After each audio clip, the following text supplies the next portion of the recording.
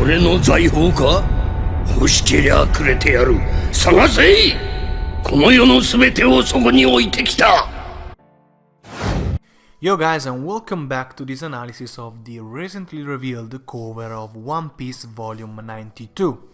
Now, as usually happens with covers, it is interesting in a sense that reveals something new about the colors of the characters. In this case, we are talking about Kaido, Komurasaki and Toko. But before starting, I want to say that I'm trying to publish a new video every day, so make sure to subscribe and hit the notification bell to know when I upload something new. Alright, with that said, let's jump straight into it. So the first thing one immediately notices when looking at the cover is Kaido's color.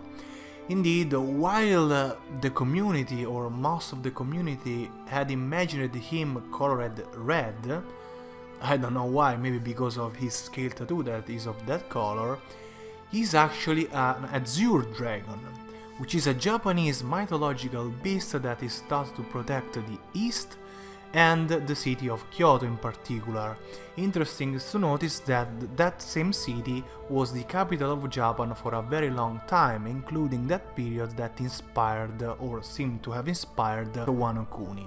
Another interesting thing to notice is that this type of coloration makes Kaido incredibly similar to another Azure Dragon, the one Oda drew in occasion of the color spread celebrating the 6-character poll. In that illustration, Luffy and the 11 non-Mugiwara characters that placed among the first 20 were riding exactly an Azure Dragon, incredibly similar to Kaido's animal form, and different from it because it had a crest instead of the hair covering all the length of the body, and only one pair of horns. However, the presence of those features on Kaido's version of the dragon are probably associated with the physical appearance of Kaido human's form itself, so it's safe to assume that the base of Kaido's form seems to be exactly the one we saw in that color spread of chapter 874.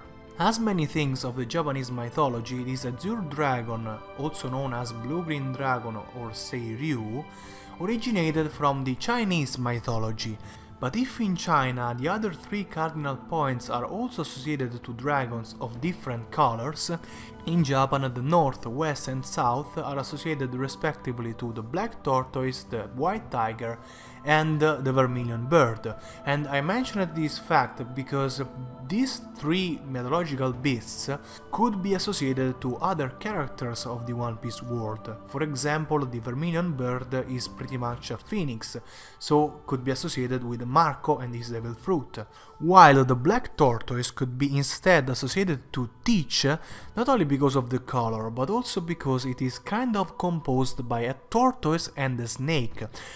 So it is a creature made by multiple beings, and this could be related to Blackbeard's capability to acquire multiple devil fruit abilities. The last interesting thing to say about Kaido's color is that it is completely different from Momonosuke's one. And this is relevant because if it wasn't clear before, Oda in the SBS of the latest volume confirmed that there is a relationship between Momonosuke's fruit and Kaido's one, in the sense that they could be considered like father and son.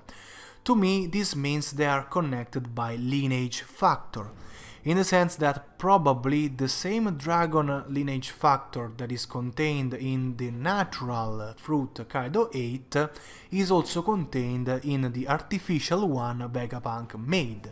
Now, leaving aside for this video at least the questions about how the heck the genius of Barguimoa was able to acquire that kind of lineage factor, what I want to focus here is that the fact one dragon is azure and the other is pink probably means they are not perfect clones, but more like 2 different individuals of the same species.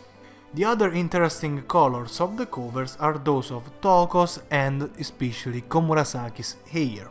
Indeed, the little girl's one is of a very interesting tone of pink, kind of light pink similar to Ina's one, and even if this type of hair is not so rare in One Piece, we should also keep in mind that for what concerns women with pink hair, they are almost always princesses.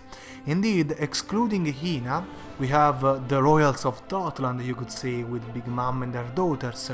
We have Shirahoshi, Rebecca, Reiju, Perona herself was a princess in Thriller Bark, and even Jewelry Bonnie with her relationship with the Queen Dowager Connie of the Sorbet Kingdom, and with the former king of that country, Kuma, could be a member of that same royal family and so a sort of princess. And so, since the fact we know very little about the Kamuro can make everything possible about her, we should always keep in mind this connection Pink Princess and the fact she could be one of them, especially considered she is associated with Komurasaki, who in the very likely case she is Kotsuki Hiyori, is herself a royal of Wano Kuni, being a member of that Kotsuki clan that according to Otsuro ruled the country for centuries before Orochi dethroned it.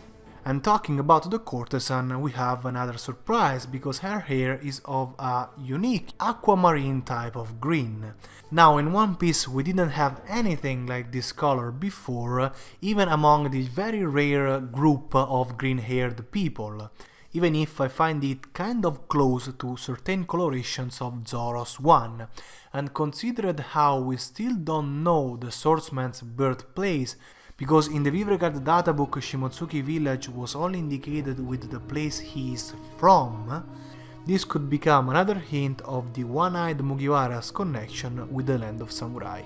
For what concerns the rest of the cover, there is really not too much to talk about. The only thing that could be worth to mention is that the Kairoseki handcuffs that both Kid and Luffy are wearing, as always, have nothing in particular that make them look different from those made of other materials, even if they are modified in order to allow Devil Fruit users to not completely lose their strength. To conclude, I want to make a couple of considerations about the content of the volume.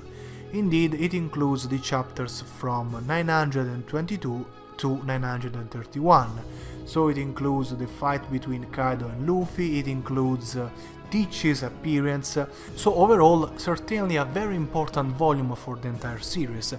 However, despite the presence of all those elements related with the main plot of the story, the title of the volume itself is Oiran Komurasaki Appears. And in my opinion, this underlines how this character will be incredibly important for the Wano arc, and considered the importance the Wano arc has itself, being so strictly connected to the Void Century, the fact it is an arc Oda thought from the very beginning, the fact it is associated with Japan, so all this stuff, of course, as we know very well, makes this arc incredibly important. And it looks like Oda wants to transmit the great relevance the courtesan will have in all of that. With this, I think we treated every information we currently have about the volume, but we will continue of course this discussion when the SBS will be revealed. And until then, that's all for this video. Thank you very much for watching, don't forget to leave a like and make sure to subscribe. Then see you next time. Jane!